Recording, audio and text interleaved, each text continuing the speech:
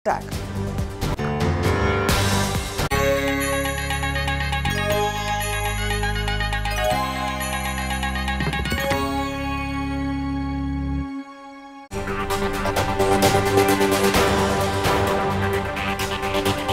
सारी खबरें शुभ नहीं होती, कुछ मंगल भी होती हैं, और जो ना शुभ हैं ना मंगल वो करती हैं सावधान। शुभ बताने, मंगल दिखाने और सावधान करने में हूं आपके साथ मिशा बाजवा चौधरी। अमेरिकी एजेंसीज का दावा था कि 16 फरवरी यानी आज रूस यूक्रेन पर हमला कर देगा। यूक्रेन के राष्ट्रपति भी अमेरिकी एजेंसीज के सुर में सुर मिला रहे थे, लेकिन रूस के राष्ट्रपति व्लादिमीर पुतिन ने चालाकी बरतते हुए युद्ध का खतरा टाल दिया और अमेरिका के दावों की हवा निकाल दी। यही नहीं, रूस अपनी सेना को वापस बुलाने का ऐलान भी कर चुका है। लेकिन इससे ये नहीं मान लेना चाहिए कि रूस भविष्य में यूक्रेन पर हमला नहीं करेगा।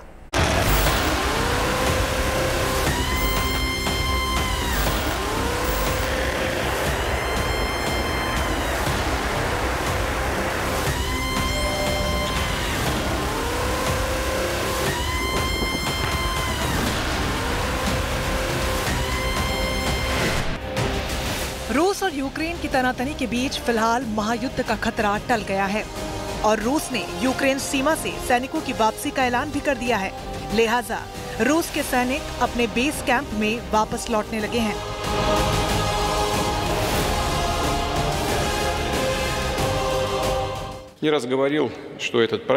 क्या हम युद्ध चाहते हैं? बिल्कुल नहीं। रूस के इस ऐलान को यूक्रेन के साथ सीमा पर चल रहे तनाव को कम करने की दिशा में एक सकारात्मक पहल के तौर पर देखा जा रहा है। क्या हम युद्ध चाहते हैं? बिल्कुल नहीं। मीडिया रिपोर्ट्स के मुताबिक यूक्रेन की सीमा से रूसी सैनिकों की वापसी शुरू हो गई है। इस सिलसिले में रूस के रक्षा मंत्रालय ने सैनिकों की वापसी का एक वीडियो भी जारी किया है। क्या हम युद्ध चाहते हैं? बिल्कुल नहीं। इसलिए हमने समझौते के लिए बातचीत का रास्ता सुझाया है, जिससे हमारे देश समेत सभी देशों को सुरक्षा मिले। हमने फौज की कुछ टुकड़ियों को वापस बुलाने का फैसला लिया है। रूसी रक्षा मंत्रालय की ओर से जारी किए गए इस वीडियो में सेना की गाड़ियां और टैंक क्रीमिया से बाहर निकलते हुए नजर आ रहे हैं। कहा तो ये भी जा रहा है कि सैनिक भी अपने स्थायी बेस पर लौट आएंगे। रूस ने बहुत पहले से यही कहा था कि वो खाली मिलिट्री एक्सरसाइजेस कर रहा है और एक संदेश देना चाहता है यूक्रेन को और बाकी और देशों को जो कि यूक्रेन में ज्यादा मिलिटराइजेशन करना चाहते हैं कि ये ना करें। ये रूस के बिल्कुल क्षेत्र के बहुत नजदीक इस तरह की अपने बढ़ावा ना करें नेटो का। दूसरा ये कि जो रूसी ओरिजिन के नागरिक रहते हैं यूक्रेन में, उनके ऊपर भी तरह तरह के नए कंडीशंस लगाई जा रही थी, तो वो रूस चाहता है कि उनके ऊपर वो कंडीशंस ना लगे। तो ये नया एक तरीके से रूस की नई फॉरेन पॉलिसी है।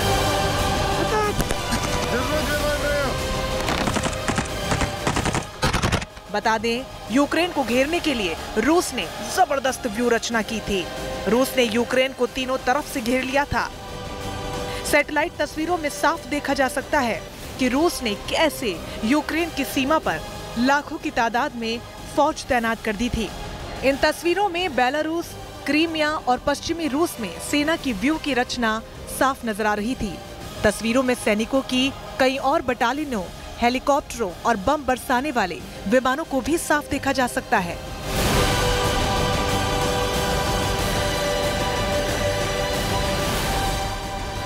वहीं अमेरिका का दावा है कि यूक्रेन को घेरने के लिए रूस ने जबरदस्त घेराबंदी की है और यूक्रेन की सीमा पर करीब 1.5 लाख सैनिकों का जमावड़ा कर रखा है। सैटेलाइट तस्वीरों को आधार बनाकर अमेरिका ने यह भी दावा किया था, लेकिन अब जब रूस ने सैनिकों की वापसी का दावा किया है तो अमेरिका ने रूसी दावों पर शक जाहिर किया। अमेरिकी राष्ट्रपति बाइडेन ने कहा है कि रूस के दावों पर यकीन करना मुश्किल है। The Russian defense minister reported today that some military units are leaving their positions near Ukraine. That would be good, but we have not yet verified that. We have not yet verified the Russian military units are returning to their home bases. Indeed, our analysts indicate that they remain very much in a threatening position. And the fact remains, right now, Russia has more than 150,000 troops encircling Ukraine and Belarus and along Ukraine's border. दरअसल Putin ने एक दिन पहले ही दावा किया था कि रूस का यूक्रेन पर हमला करने की कोई मंशा नहीं है। रूस यूक्रेन पर हमले का विचार बदल रहा है और इसी के तहत सैनिकों की वापसी भी हो रही है। हालांकि बाइडेन ने पुतिन के इस दावे को मानने से इनकार कर दिया था। बाइडेन ने रूस से सेना की वापसी का सबूत भी मांगा था। इसके बाद ही रूस ने सेना की वापसी का वीडियो जारी किया था। कि असली मसला जो है फिर अमेरिका और रूस का हो जाता है। दोनों के हित में है कि अमेरिका भी दिखाए और रूस भी कि वास्तविकता ये है कि दोनों सुपर पावर्स हैं और इसके लिए अमेरिका जरूर उसको देखना चाहेगा अपने सैटेलाइट्स के थ्रू और चैनल्स के थ्रू कि वाकई में ये सैनिक हटे या नहीं हटे हैं। तो इसलिए दोनों कंट्रीज ये नहीं चाहते कि और देश इस पे कोई डिक्लेरेशन करें। ये रूस और अमेरिका जो है यही अपने एक दूसरे। रूस ने यूक्रेन पर हमले का प्लान भले ही छोड़ दिया, लेकिन यूक्रेन को बैकफुट पर लाने के लिए कोई कसर अब भी नहीं छोड़ रहा है। रूस यूक्रेन पर बिना गोली चलाए ही उसे घुटने टेकने पर मजबूर कर रहा है। यानी रूस यूक्रेन के खिलाफ हाइब्रिड वॉर चला रहा है। यूक्रेन ने दावा किया है कि रूस ने उसके रक्षा मंत्रालय सहित कई बैंक्स की वेबसाइट्स को हैक कर लिया है।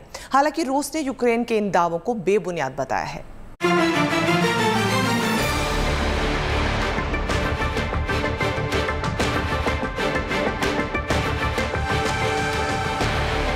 रूस ने यूक्रेन सीमा से सैनिकों की वापसी का ऐलान कर दिया है, लेकिन अमेरिकी राष्ट्रपति बाइडेन समेत पश्चिमी देशों के कई नेताओं का रुख रूस से बिल्कुल अलग है। सैनिकों की वापसी के ऐलान के बावजूद अमेरिका रूस पर भरोसा नहीं कर रहा। हालांकि रूस का ये कहना है कि उसने सेना की कुछ टुकड़ियों को यूक्रेन की सीमा से वापस बुला लिया है, लेकिन इस बात से इनकार नहीं किया जा सकता कि रूस बिना गोली चलाए यूक्रेन को घुटने टेकने के लिए मजबूर कर रहा है। यूक्रेन की 10 महत्वपूर्ण वेबसाइट्स को हैक कर लिया गया है। यूक्रेन ने कहा कि देश के रक्षा मंत्रालय, सैन्य बल और 2 सरकारी बैंकों की वेबसाइट्स एक साइबर हमले का शिकार हुई हैं। इन बैंकों के कस्टमर शिकायत कर रहे हैं कि बैंक के एप्स नहीं चल रहे। इससे लोगों को पेमेंट करने में भी परेशानी हो रही है। यूक्रेन का मानना है कि इसके पीछे रूस का ही हाथ है, तो वहीं यूक्रेन के लोगों का ये भी कहना है कि रूस की ओर से उस पर बिना गोली चलाए ही अटैक शुरू हो गया है। साइबर अटैक यूक्रेन को निशाना बनाने वाले कई हैकिंग ऑपरेशनों में से एक है।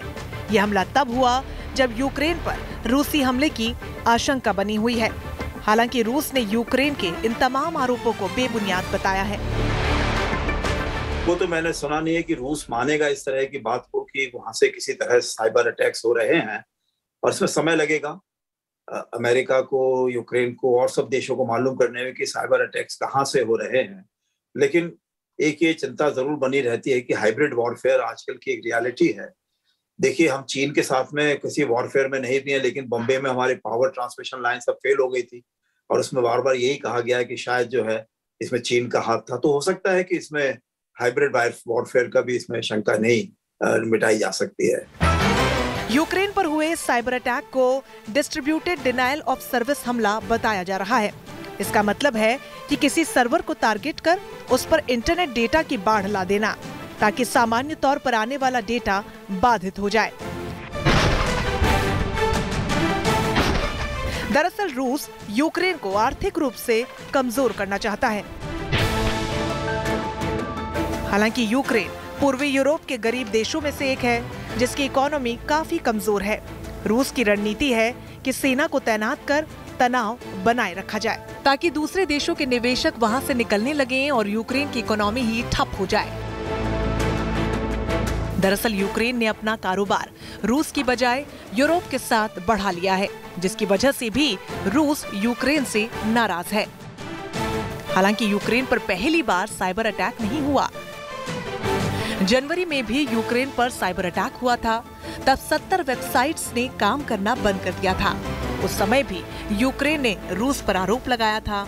रूस ने साल 2017 में यूक्रेन पर बड़ा साइबर हमला किया था, बड़े पैमाने पर हुए साइबर हमलों के बाद यूक्रेन की कई सरकारी वेबसाइट्स अस्थायी रूप से बंद हो गई थी। वॉल स्ट्रीट जर्नल की रिपोर्ट के मुताबिक यूक्रेन के अधिकारियों का ये कहना है कि एक तरफ रूस ने 3 तरफ से सैनिकों को तैनात करके रखा है, तो वहीं दूसरी ओर उसे अस्थिर करने की कोशिश में जुटा है। रूस की सेनाओं और उसके सहयोगियों ने पहले ही यूक्रेन पर पकड़ मजबूत कर रखी है। यूक्रेन के लोगों का कहना है कि रूस ने हाइब्रिड वारफेयर छेड़ रखा है ताकि बिना लड़े ही कमजोर किया जा सके। यही नहीं, अमेरिका और ब्रिटेन का तो ये भी कहना है कि रूस तख्ता पलट की भी कोशिश कर रहा है ताकि अपनी मुखौटा सरकार बना सके। कि रूस ने अपना पहले तो तरह तरह के और मिसाइल टेस्ट या हाइपरसोनिक मिसाइल टेस्ट वगैरह से बताया कि रूस के पास अभी भी बहुत सैन्य ताकत है, और अब जिस तरीके से उसने ये मिलिट्री एक्सरसाइजेस करी हैं तो एक बहुत साफ संदेश दिया है कि रूस के जो बिल्कुल नजदीकी हित हैं उनके ऊपर वो किसी तरह की आंच नहीं आने देगा। तो ये संदेश है पूरे तरीके से, इसमें कोई शक नहीं है। दरअसल रूस ने 2014 में क्रीमिया समेत यूक्रेन के एक हिस्से पर कब्जा जमा लिया था। उसके बाद से ही रूस यूक्रेन को लगातार कमजोर करने की कोशिश कर रहा है। जानकारों का तो ये भी मानना है कि इस अशांति की आड़ में रूस की सेना यूक्रेन में घुस सकती है। हालांकि रूस ऐसी बातों को मनगढ़ंत और अफवाह बताता है। Bureau report, good news today. हालांकि रूस और यूक्रेन के बीच तनाव कम हो रहा है, लेकिन यूक्रेन में फंसे भारतीयों ने सरकार से एयरलिफ्ट की गुहार लगाई है। यूक्रेन के कीव में भारतीय दूतावास ने एक नई एडवाइजरी जारी की है और कहा है कि सभी भारतीयों को एयरलिफ्ट कराया जाएगा, लेकिन रूस और यूक्रेन के संकट के बीच फ्लाइट्स के टिकट 3 गुना महंगा हो गए हैं।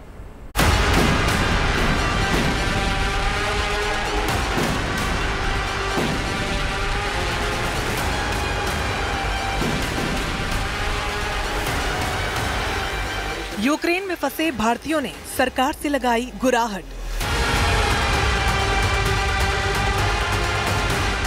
मध्य प्रदेश, राजस्थान और बिहार के छात्रों ने कहा, एयरलिफ्ट कराओ हुजूर।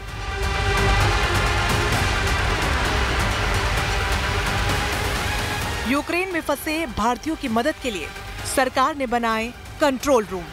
रूस यूक्रेन के बीच गहराती युद्ध की आशंकाओं के चलते करीब 20,000 भारतीय छात्र संकट में फंस गए हैं और सरकार से मदद की गुहार भी लगा रहे हैं। छात्रों की गुहार पर भारत सरकार ने उनकी सुरक्षित वापसी की कोशिशें भी तेज कर दी हैं।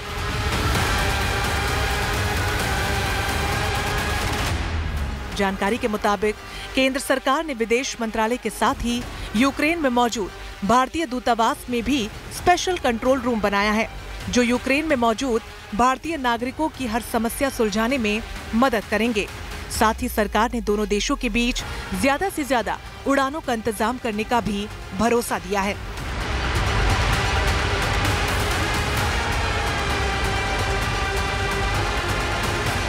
हालांकि एक दिन पहले दूतावास ने यूक्रेन में रहने वाले अपने नागरिकों और छात्रों के लिए एक एडवाइजरी जारी की है और अस्थायी रूप से देश छोड़ने की सलाह भी दी थी। लेकिन छात्रों का ये कहना है कि भारत ने एडवाइजरी जारी करने में देर कर दी, क्योंकि यूक्रेन से दिल्ली की फ्लाइट के टिकट के दामों में बेतहाशा बढ़ोतरी हो चुकी है। एक टिकट के लिए 80,000 रुपए तक वसूला जा रहा है। यही नहीं, 20 फरवरी से पहले कोई टिकट उपलब्ध नहीं है। यूक्रेन में रह रहे छात्रों का ये कहना है कि यहाँ बने युद्ध के हालात की वजह से फ्लाइट का किराया बढ़ गया है। यूक्रेन के कीव में भारतीय दूतावास ने एक स्टेटमेंट जारी किया। दूतावास ने कहा है कि यूक्रेन से भारत के लिए फ्लाइट्स नहीं मिलने की बहुत सारी अपील मिली है, लेकिन छात्रों से अपील है कि वो घबराएं नहीं और फ्लाइट बुक करने की कोशिश करते रहें और अतिरिक्त फ्लाइट्स उपलब्ध करवाने के भी प्रयास हो रहे हैं। इससे पहले भी दूतावास ने यूक्रेन में मौजूद सभी भारतीय नागरिकों से अपील की थी कि वो अपनी मौजूदगी के बारे में दूतावास को जानकारी देते रहें ताकि जरूरत पड़ने पर उन तक मदद पहुंचाई जा सके। इसके साथ दूतावास ने ये भी कहा था कि भारतीय दूतावास अपने नागरिकों की मदद करने के लिए यूक्रेन में अपना सामान्य कामकाज जारी रखेगा। लेकिन यूक्रेन में फंसे भारतीयों के अभिभावक ताजा हालात से बेहद चिंतित हैं। उन्होंने बच्चों की सुरक्षित वापसी की गुहार लगाई है।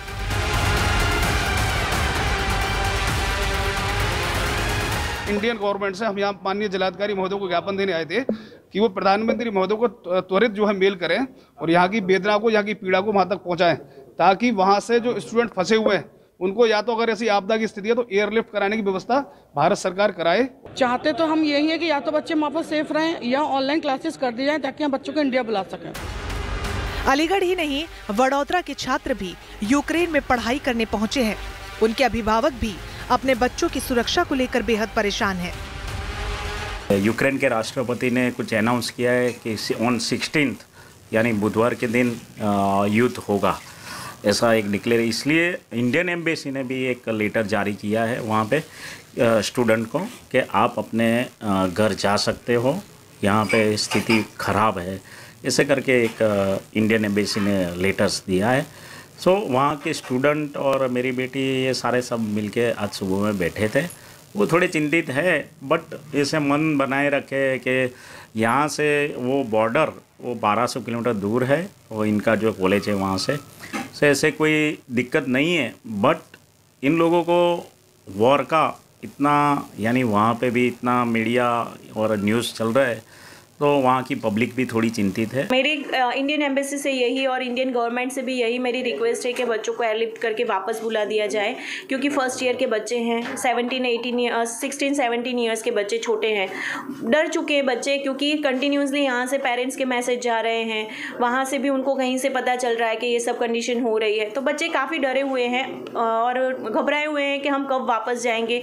और उससे भी ज़्यादा डर उनको ये है कि मान लो कि अगर वॉर हो गया तो कनेक्टिविटी सारी खत्म हो जाएगी, ना तो हम बच्चों से कांटेक्ट कर पाएंगे, ना तो बच्चे हमसे कांटेक्ट कर पाएंगे। तो एक डर कहीं ना कहीं बच्चों में वो भी है कि हम कैसे कांटेक्ट करेंगे या इंडिया से कैसे उनकी बात होगी पेरेंट्स से।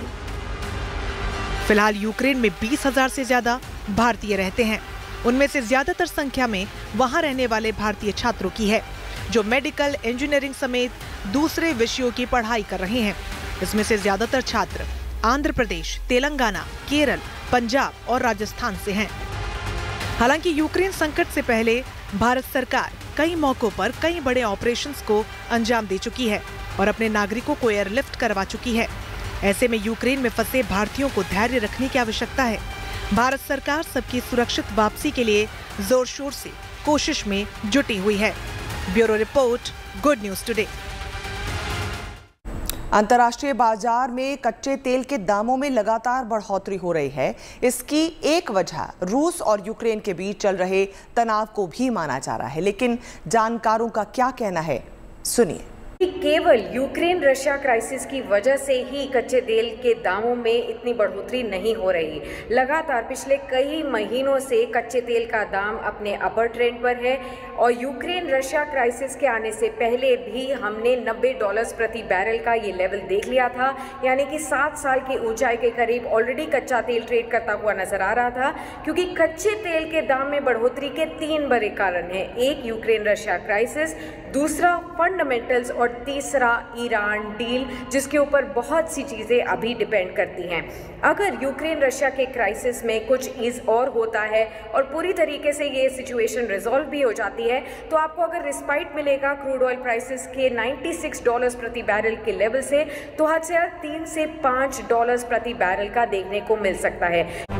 उम्मीद है आपका दिन शुभ रहा। कल की मंगल कामना के साथ आपको रहना है सावधान भी। अभी के लिए मैं मिशा बाजवा चौधरी आपकी शुभ रात्रि की कामना के साथ आपसे विदा लेती हूँ।